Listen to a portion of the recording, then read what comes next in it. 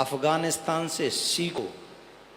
हिंदुस्तान हिंदुस्तान बना रहे, इसके लिए ऐसे शेरों का साथ दो, साथ खड़े रहो और अपने देशभक्ति हृदय से प्रस्तुत करते रहो। जो देश के हित में बात करे उसकी जाति नहीं, उसका कर्म पूछो, और जो ऐसा कर्म करे उसके साथ खड़े हो जाओ।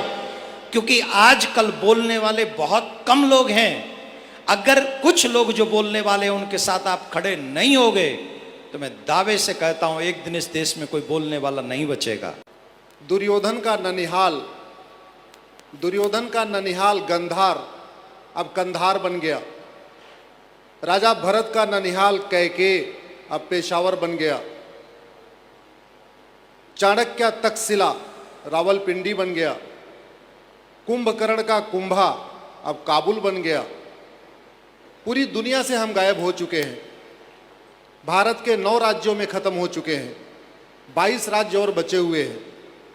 और अभी भी महाराज जी, अगर ये जो 5 कानून हैं और जो संविधान सम्मत हैं, संविधान में है ये, हम कोई रॉकेट साइंस की मांग नहीं कर रहे हैं, हम तो कह रहे हैं संविधान को लागू कर दो।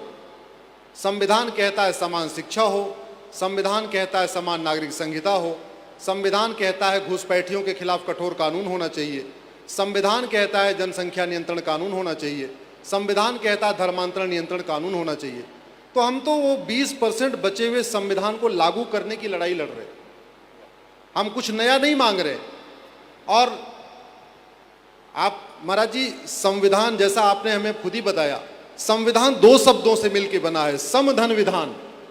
समधन विधान बराबर संविधान। ऐसा विधान जो सबके लिए समान रूप से लागू हो उसको कहते हैं संविधान।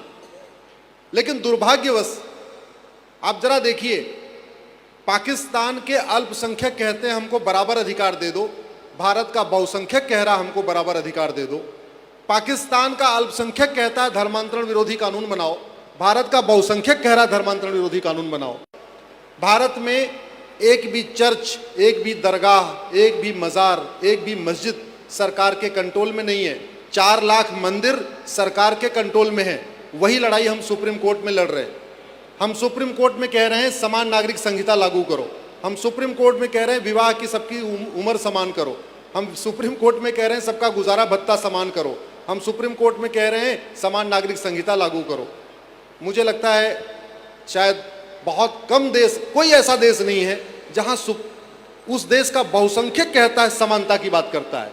पूरी दुनिया के अल्पसंख्यक कहते हैं हमको समान अधिकार दो, समान शिक्षा दो, समान नागरिक संहिता दो, समान धार्मिक अधिकार दे दो। लेकिन भारत में इसका उल्टा हो रहा है। और शायद उसका मूल कारण यह है, हम जातियों में बटे हुए हैं। हम अपने आप को कोई गुप्ता, कोई जैन, कोई ठाकुर, कोई पंडित, कोई शर्मा, कोई ये, कोई वो, हम उससे ऊपर नहीं उठ पाए। इसी का नतीजा है। मैं 2 मिनट के अंदर अपनी बात खत्म करूंगा, जरा गौर से समझिएगा। राम जेठमलानी पाकिस्तान के बहुत संभ्रांत परिवार के आदमी थे, लेकिन जब भागते समय उनके हाथ में केवल 10 रुपए की नोट थी। मनमोहन सिंह पाकिस्तान के बहुत सम्मानित परिवार के आदमी थे, भागते समय एक तौलिया लेके भी नहीं भाग पाए, सब कुछ छोड़ के भागना पड़ा। और कश्मीर का हाल सबको पता है, बंगाल हमारे हाथ से निकल गया है। जितना बचा हुआ है उसी को हम बचा लें, उसी की बचाने की लड़ाई महाराज जी आप जैसे गुरुओं के कृपा से हम लड़ रहे हैं। आपकी प्रेरणा रहेगी, आप सबका सहयोग रहेगा, ये लड़ाई जारी रहेगी। हम तो यही कहते हैं, हम रहें ना रहें, हमारा भारत बचना चाहिए। हम रहें ना रहें, हमारा सनातन बचना चाहिए। बहुत बहुत धन्यवाद। आप भी रहेंगे, आपका भारत भी रहेगा, आप भी रहेंगे, आपका सनातन भी रहेगा।